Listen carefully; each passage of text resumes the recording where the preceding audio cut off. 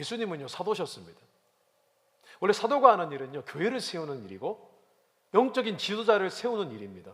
근데 예수님은 사도셨습니다. 제자들을 키우시고 그들을 사도로 파송을 하시고 그들로 하여금 또한 교회를 세우게 하셨으니까 말입니다. 또 예수님은 선지자셨습니다. 바로 하나님으로부터 말씀을 받아서 전했습니다. 뿐만 아니라 권능을 행하셨습니다. 예수님은 선지자셨습니다.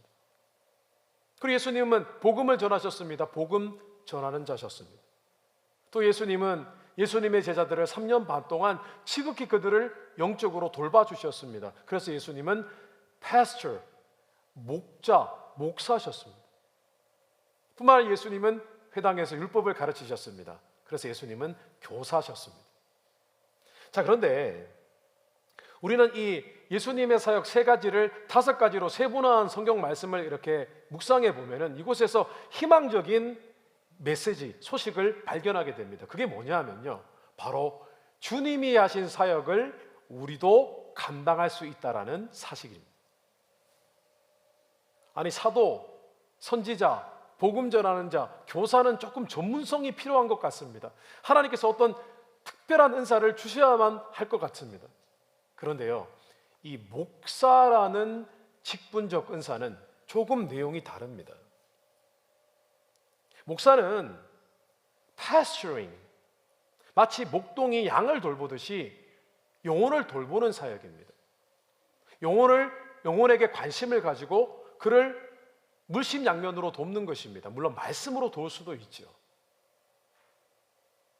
팁으로 잠깐 말씀을 드리면요, 오늘날 하나님의 사역을 하는 사람들 안수를 받게 되어지면 모두 뭐라고 부릅니까? 목사라고 부릅니다. 목사. 근데 왜 성경 말씀에 나와 있는 그런 직분이 없고 오늘날은 모두가 다 사역자들을 다 목사님이라고 부르는 것일까요? 그 이유는 다른 것이 아니라 수천 년 동안 교회 사역을 하면서 많은 사람들이 어떻게 인식을 했냐면은, 교회에 일어나는 모든 사역과 모든 하늘 일들이 결국은 영혼을 돌보는 일이라는 것을 깨닫게 된 거예요.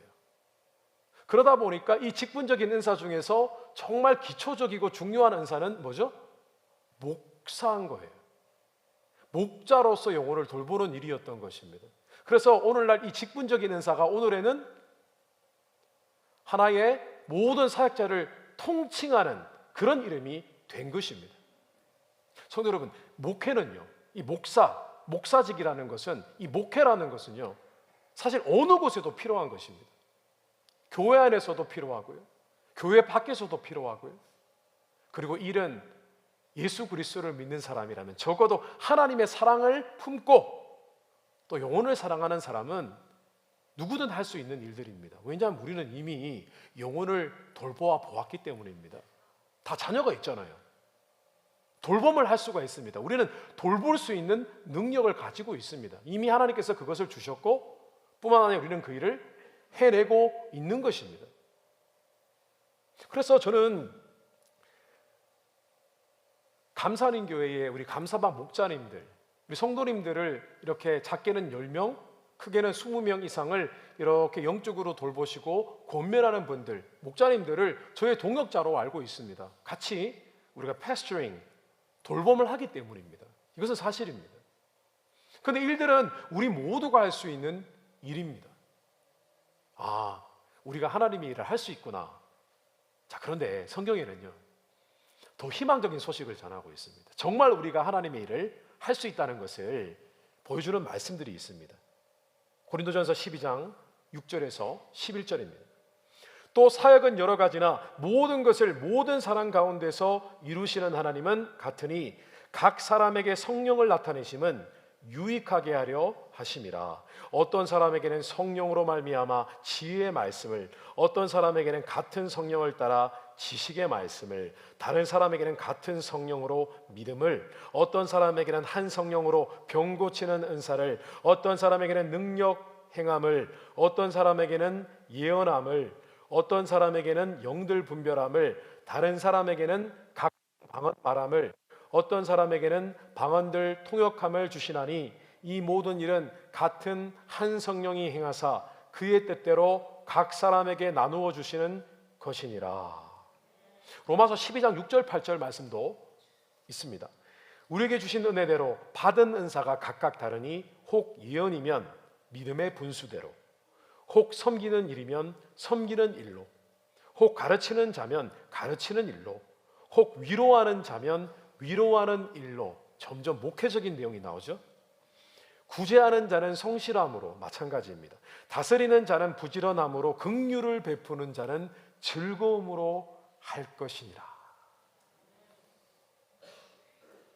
하나님께서는요, 하나님을 믿는 모든 사람들에게 성령의 은사를 나누어 주십니다.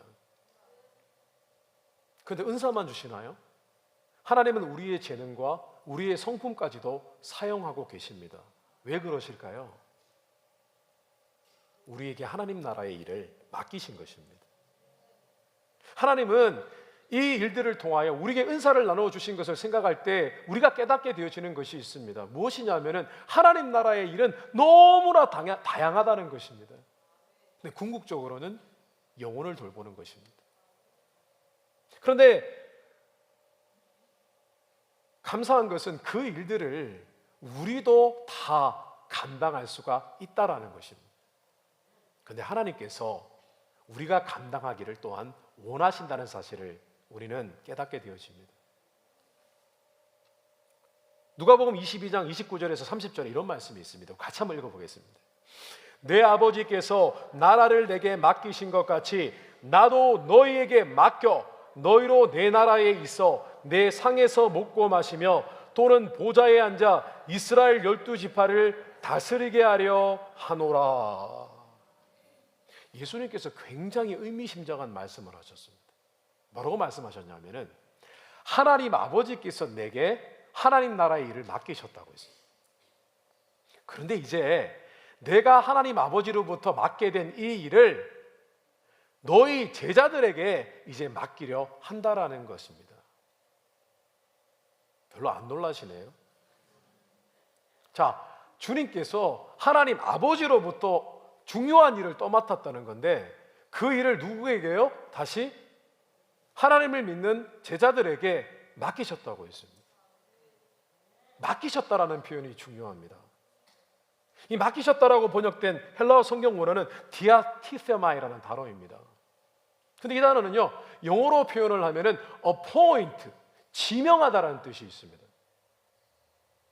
누구를 손가락을 가르쳐서 지명하는 겁니다. 너는 내게 선택받았다라고 하는 것입니다. 그리고 이 단어에는 entrust라는 뜻이 있습니다. entrust. 이게 무슨 뜻입니까? 내가 당신을 믿고 당신에게 이 중요한 일을, 내가 하던 일을 위임한다는 뜻입니다. 내가 너를 믿고 맡긴다는 뜻입니다. 여러분.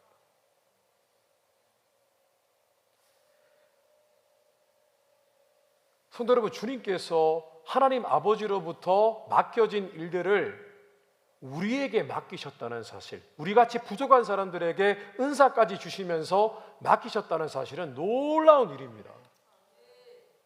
이것은 예수 그리스도를 믿는 모든 사람들이 마주해야 할 성경적인 진리이며 진실입니다. 그래서 주님께서는요, 산상수훈 말씀에서, 마태복음 6장 7장 산상수훈 말씀에서 여러 가지 많은 하나님 나라의 일들에 대해서 말씀을 하셨지만은 아주 중요한 순간에 이런 말씀을 하셨습니다. 마태복음 6장 33절, 너희는 먼저 그의 나라와 의를 구하라. 근데 문제는요, 다시 오늘 주님 하신 말씀으로 돌아가야 됩니다. 추수할 곡식은 많은데 일꾼이 적다. 할 일은 너무 많은데 그 일을 할 사람은 적다. 주님이 고백하신 말씀입니다. 성도 여러분, 팬데믹 이후로 하나님의 일을 하기로 헌신된 소명을 받은 사람들이 이제 하나님의 일을 그만두는 일들이 많이 벌어지고 있습니다. 많은 목회자와 선교사님들이 사역하는 일을 중단했다는 소식을 저는 참 많이 들었습니다. 심지어는 이제는 2세 목회자도 많지가 않습니다. 목회가 그만큼 어렵기도 하고 또 젊을 때에 목회자로 헌신하는 것은 참 힘든 일입니다. 재정적으로도 어렵습니다. 근데 그런 부담이 가중이 되고 팬데믹 이후로 그런 두려움이 더 많이 생겨서 그런지 이제는 하나님의 일에 헌신하는 분들이 많지가 않습니다. 성도 여러분, 우리가 생각하기에 목사님들이 참 많은 것 같다, 선교사님들이 많은 것 같다. 아니, 그렇지 않습니다. 이제는 시대가 바뀌었습니다. 하나님 일에 헌신하는 분들이 많지가 않아졌습니다. 그런데 가만히 한번 생각해 보십시오. 오늘 예수님께서 고민하셨던 것처럼 만약에 2세, 3세 사역자들이 줄어들면 우리의 자녀와 우리의 손주들은 어떻게 되겠습니까? 그 생각 해보셨나요?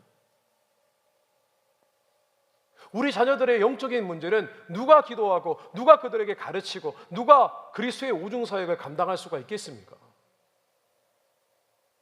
우리의 자녀들이 갈 길을 잃어버리고 목자 없는 양같이 흩어진다면 성도님들 어떻게 하시겠습니까? 우리는 이런 문제에 대해서 흔히 생각하지 않는 것 같습니다. 하나님이 세우시겠지.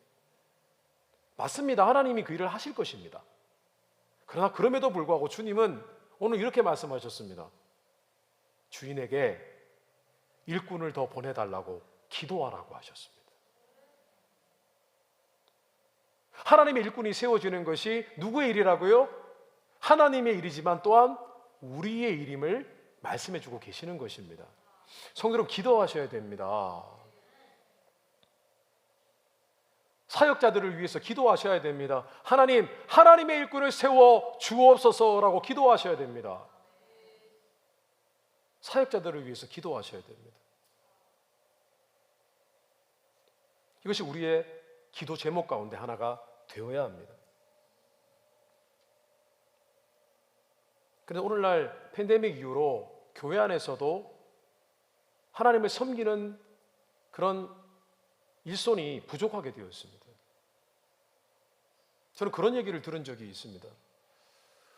팬데믹 기간 동안에 이제 섬기던 일을 내려놓아야 했지 않습니까? 교회를 나오지 못하는 순간이 있었으니까요. 하나님을 섬기다가 한동안 일을 안 하니까 너무 좋대요. 별로 안 웃으세요. 너무 좋대요, 쉬니까. 저는 그런 얘기를 여러 번 들었습니다. 맞아요, 좋죠. 교회 오면 참 바쁘게 섬기시는 분들은 정신없이 섬기십니다. 그런데 우리가 이제는 이 일을 회복해야 됩니다. 지금 이 시대는요, 미혹의 시대입니다. 세상의 가치는요, 우리가 더 안정되고 더 누릴 것을 누리는 것을 가르치는 시대입니다. 그런 가치로 살아가라고 가르치는 시대입니다. 그런데 성경은 그렇게 말씀하고 있지 않습니다. 할 일은 많은데 일꾼이 부족하다라고 말씀하고 계십니다. 지금 우리가 사는 시대는 더욱 그러합니다. 그래서 우리는 일꾼을 보내달라고 기도해야 됩니다. 우리는 자녀가 성공하도록 기도하기보다 자녀가 하나님께 쓰임받도록 기도해야 됩니다. 아멘이십니까? 우리 자녀는 다 일을 해낼 것입니다. 굶지 않을 것입니다. 하나님께서 돌보실 것입니다. 자녀의 성공을 위해서 기도하기보다 자녀가 하나님께 쓰임받고 하나님의 일꾼이 되어지도록 기도하게 되시기를 주님의 이름으로 축원합니다. 그리고 다시 결단하십시오. 하나님 나라의 일은 우리와 상관없는 일이 아닙니다. 우리에게 맡겨진 일들입니다. 이 시간 다시 한번 우리의 헌신과 충성을 다시 한번 결단하게 되시기를 주님의 이름으로 축원합니다. 꼭 기억하십시오. 하나님 아버지께서 주님께 맡기신 일들이 우리에게 주어졌다는 사실을 꼭 기억하실 때 하나님께 쓰임받는 종들이 되시기를 주님의 이름으로 축원합니다. 두 번째로 우리는 일할 사람에 대해서 알아야 됩니다. 할 일이 많고 일할 사람이 적다고 하셨습니다. 일할 사람이 적다. 일을 할 사람에게 책임과 의무가 주어집니다. 그래서 우리는 일할 사람의 책임과 의무에 대한 이해할 필요가 있는 것입니다. 만약에 우리가 하나님 나라의 일에 대한 분명한 이유와 결단이 있다면 우리는 또한 우리가 일할 사람이며 일할 사람으로서 준비되어야 된다는 사실을 깨닫게 되어집니다. 그냥 하나님의 일을 해야 되니까요. 하나님의 일은 특별하니까요. 근데 오늘 말씀은요, 일할 사람에게 필요한 두 가지 조건을 말씀하고 있습니다. 첫째는 compassion, 동정심입니다. 사실 오늘 주님께서 추수할 곡식은 많은데 일할 사람이 없다, 일꾼이 없다라고 말씀을 하실 때 사실 이 말씀이 나오기까지, 그렇게 되기까지 어떤 이유가 있었습니다. 오늘 말씀해 보니까 36절에 무리를 보시고 불쌍히 여기시니 이는 그들이 목자 없는 양과 같이 고생하며 기진함이라. 예수님께서는 자신을 따라다니는 수많은 사람들을 보셨습니다. 치유해 주셨습니다. 근데 이 따라다니는 사람들이 얼마나 영적으로 피폐하고 육신적으로 고통을 당하는지를 보셨습니다. 이렇게 물끄러미 보셨습니다. 근데 어떤 사람들은요, 심지어 예수님을 이틀, 3일을 따라다니는 사람들이 있었습니다. 그 예수님이 한 번은 어떤 기적을 행하셨습니까? 오병이어의 기적을 행하셨지 않습니까? 7병이어, 5병이어 기적을 행하셨습니다. 사람들이 가난한 거예요. 당시 사람들은 가난했습니다. 예수님을 조차도 도시락을 싸올 그런 여유가 되지 못했습니다. 그 예수님이 그들을 물끄러미 살펴보시면서 동정심을 느끼셨습니다. compassion. 목자 잃은 양 같았습니다. 도울 사람이 아무도 없는 거예요. 그 순간 돌볼 영혼들은 이렇게 많은데 일할 사람은 없구나 라고 고백하신 것입니다. 성도 여러분, 동정심이 중요합니다. 왜냐하면 우리가 섬기는 모든 일들은 사실은 궁극적으로 영혼을 섬기는 일들입니다. 선교, 구제, 전도뿐만 아니라 우리가 자그마하게 봉사하는 일, 우리가 선교지에 가서 여러 가지 일들로 하는 일들, 그 모든 것은 궁극적으로는 영혼을 섬기는 일입니다. 그래서 우리에게 필요한 것은 깊은 영혼에 대한 긍휼한 마음과 동정심입니다. 올해 2022년도 우리 감사님 교회에서는요, 중고등부 학생들이 멕시코 선교를 2번이나 갔습니다. 근데 우리 자녀들이요, 멕시코 선교를 다녀오면 자녀들이 변합니다. 왜 변하냐면은 이 자녀들이 멕시코에 가면은 형편이 어려운 멕시코 사람들을 봅니다. 형편이 어려운 사람들을 보면은 자신과 비교하게 되어집니다. 저들은 예수님도 잘 모르고 사는 거 참 각박하고 어려운데 그에 비해 나는 참 부유하게 잘 살고 있구나. 나는 예수님 믿고 구원받아서 참 복되구나라는 생각을 하게 되어집니다. 그럼 그 마음속에 그 복음에 굶주려 있고 삶에 굶주려 있는 그 사람들을 바라볼 때 동정심이 생깁니다. 동정심이 생기면 어떤 일이 벌어지냐 하면은 삶의 가치가 무엇인지를 깨닫게 되고 삶의 목적이 무엇인지를 깨닫게 되어집니다. 그러면 삶의 동기부여가 생깁니다. 다시 한번 삶을 살아보고자 하는 열심과 열정이 회복이 됩니다. 그래서 선교를 다녀온 학생들의 특징이 무엇이냐 하면은 그들이 사춘기를 잘 넘어가기도 하고 때로는 이 세상에서 살아오면서 받은 상처를 치유받기도 합니다. 참 놀라운 일이죠. 근데 이 모든 일들이 동정심을 가지는 것에서 비롯이 되는 것입니다. 영혼을 사랑하게 되어지고 영혼에 대해서 생각을 하게 되어지면 결국은 그 마음 가운데 선한 덕목이 흘러나오게 되는 것입니다. 근데 우리가 하는 선교도 마찬가지입니다. 저는 내년 우리 감사님 교회 40주년 표를 이렇게 정했습니다. Missional Life, 선교적인 삶이라고 그렇게 결정을 했습니다. 기도 가운데 그렇게 결정을 했습니다. 내년 특별히 Short Term Mission, 단기 선교를 많이 파송을 할 것입니다.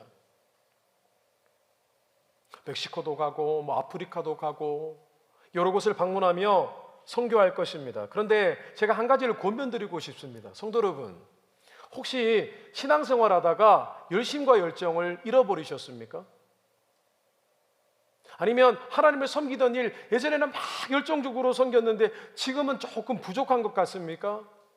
신앙생활도 그냥 매너리즘에 빠진 것 같습니까? 선교 가십시오. 회복됩니다. 왜냐하면요, 선교를 가게 되어지면 영혼을 바라보게 됩니다. 그들의 삶을 바라보게 됩니다. 그러다 보면 마음에 동정심을 갖게 됩니다. 그러면요, 이상한 일이 일어납니다.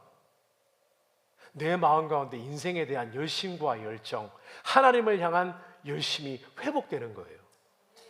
동정심이 생기면 나의 영혼도 돌아보게 되는 것입니다. 하나님의 일까지 생각하게 되는 것입니다. 그래서 우리의 세계관이 다시 회복이 되는 거예요. 아, 그렇구나. 인생관도 회복이 되는 거예요.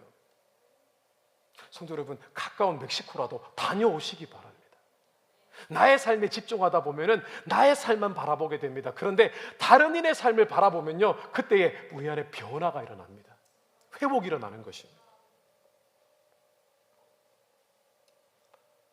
자, 또 한 가지, 하나님의 일을 하는 사람에게 필요한 것이 있습니다. 바로 종의 마음입니다. 종의 마음. 오늘 주님께서는 추수할 일꾼이라고 하셨습니다. 그런데 사실은 여기서 일꾼이라는 것 영어로 번역하면 worker라고 되어 있지만은 사실은 일꾼이 아니라 servant, 종을 의미를 합니다. 당시에 농사를 짓는 사람들 중에 대부분의 사람들은요, 종이었습니다. 실제로 성경 말씀에 하나님의 일을 하는 일꾼들을 지칭하는 많은 직분들이 있지만은 성경에서 그 모든 하나님의 일을 하는 사람들을 통칭하는 이름은 바로 종입니다. 종. 그래서 성경 말씀에 위대한 사역자들은요, 자신을 지칭하기에 사도라고 지칭할 때도 있었지만 대부분 자신을 나는 하나님의 종입니다 라고 소개하기를 주저하지 않았습니다. 디도서 1장 1절 전반절에 이런 말씀이 있습니다. 하나님의 종이요 예수 그리스도의 사도인 나 바울이 사도된 것은, 바울도 사도라는 말을 2번 언급했지만은 가장 먼저 자신을 소개할 때 나는 하나님의 종이요 라고 했습니다. 종이란 자신의 몸값을 치러준 주인을 모시는 존재를 의미합니다. 그런데 성경은 이런 말씀이 있습니다. 고린도전서 6장 19절 20절입니다. 우리 한번 읽어볼까요?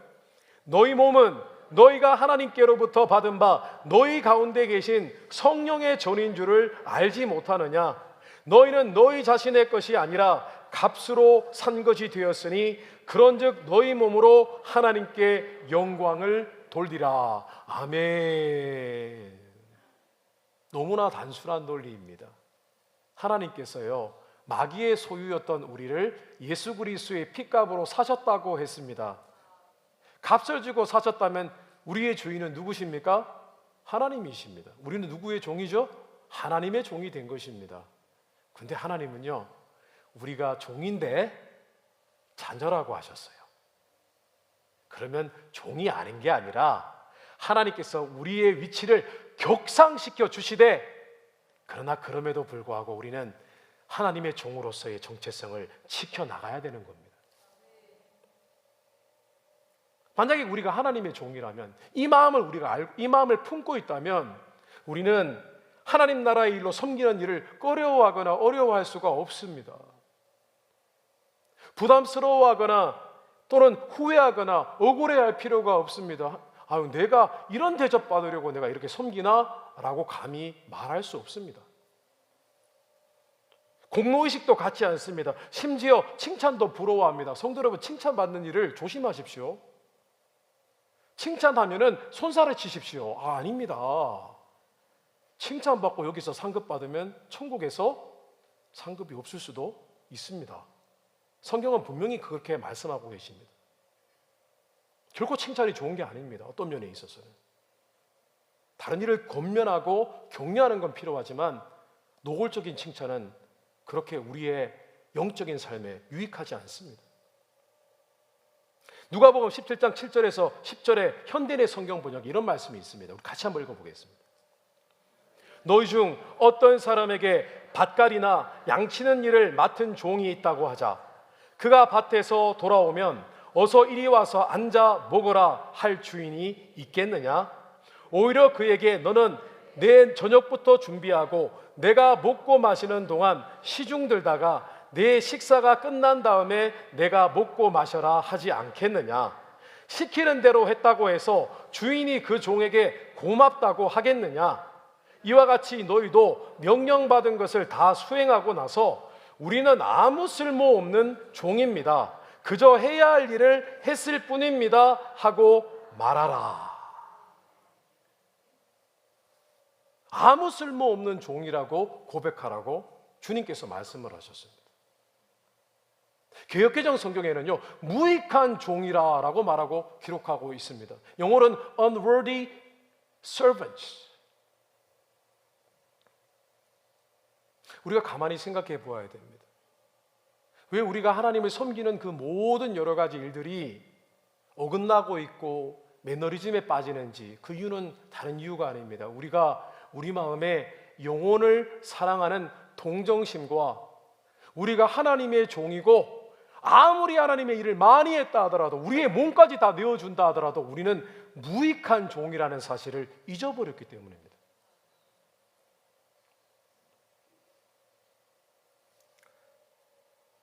우리 주님께서요, 할 일은 많은데 일꾼이 부족하다고 하셨습니다. 오늘 이 시간 다시 하나님의 일꾼으로 회복되었으면 좋겠습니다. 하나님, 우리에게 동정심을 주십시오. 영혼을 사랑하는 그 수많은 일들 감당할 수 있게 해주십시오. 하나님, 우리에게 다시 종의 마음, 지금까지 우리가 종의 마음이 아니었어요. 그러다가 섬기다가 보니까 힘들어지고, 근데 만약에 우리 안에 저는 쓸데없는 종입니다. 제가 잘한 일 아무것도 없어요. 하나님, 어디 감히 종이 무슨 일 했다고 얘기하겠습니까? 이 마음이 회복되면요, 섬기는 일이 즐겁습니다. 아름답습니다. 오늘 말씀을 정리하겠습니다. 우리 주님께서 너무 중요한 말씀을 하셨습니다. 추수할 곡식은 많은데 일꾼이 너무 부족하니까 주인에게 일꾼을 보내달라고 기도하라고 말씀을 하셨습니다.